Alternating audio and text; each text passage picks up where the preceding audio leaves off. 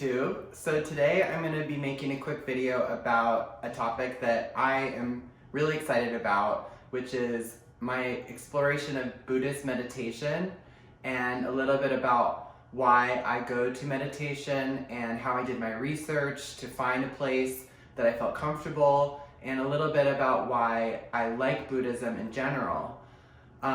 So my background with Buddhism is that, one, my parents are very open to Buddhism, and my mom goes to Buddhist meditation every week, so I had that exposure. And like most people, I think I consider myself spiritual but not religious. And as a queer person, I'm also super sensitive to religious dogma where, historically they've attacked the LGBT community, or they've said that, queer people are not equal or going to hell or whatever. So I've also always been exploring spirituality that is comfortable for me and fits with my values. So with Buddhism, one thing that I really like is that it's more of a philosophy and a perspective than a religion. And my other experience with Buddhism is that in college, I took a course on Buddhism where we read some of the ancient texts, Sanskrit, and some of the original texts translated in English. And so I learned a lot about not just like the values, but also some of their real beliefs that founded Buddhism. So I think my perspective's probably, fairly informed compared to the average person, but also not coming from the cultural context of growing up Buddhist. And so I know there's lots of Americans and people around the world who grow up in a Buddhist culture, especially in Southeast Asia or East Asia and India. And so I don't have that background, but I'm someone who's actively explored Buddhism on my own. So for me, what I value about Buddhist meditation is that, in the 21st century, when we have mobile phones and social media and we have so much information flying at us all the time, by the end of the work week, or by the end of the day even, my brain is full of information and ideas and communication and responsibilities and things I need to remember. So meditation, one of the goals is to kind of let your mind empty out and to be mindful of how many thoughts are arising in your brain. And Buddhist philosophy, what I love about it is it's like non-judgmental. So if you are, not experienced in meditation, if you've been doing it your whole life, the Buddhist practice doesn't differentiate like you're an expert or not an expert. It just says kind of everyone is welcome and everyone should do the best that they can. So when I moved to Atlanta, I had already experienced Buddhist meditation in other cities in California, San Francisco, Los Angeles, where this type of belief is really widespread.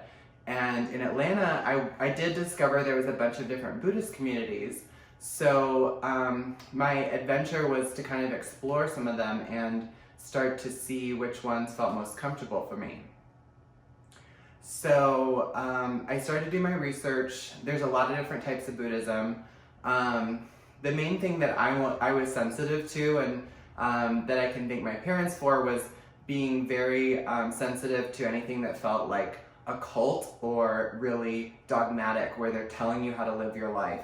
Because one of the core beliefs of Buddhism really is that no one should tell you how to do anything. No one is above anyone else, and so it kind of goes against Buddhism to be preaching to other people about what's right and wrong or what they should or shouldn't do.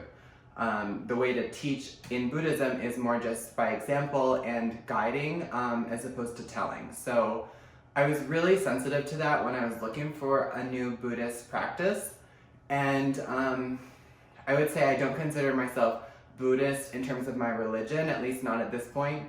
I'm more just interested in it as a tool, again, to help me feel more relaxed, and at the end of a week to really kind of clear my head so that I start fresh. So when I was doing my research, I started with looking at the different Buddhist centers in the area. There's many different ones.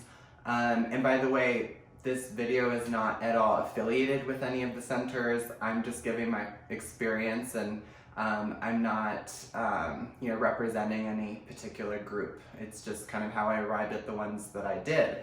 But I explored like the Zen centers, I explored some of the mindfulness places.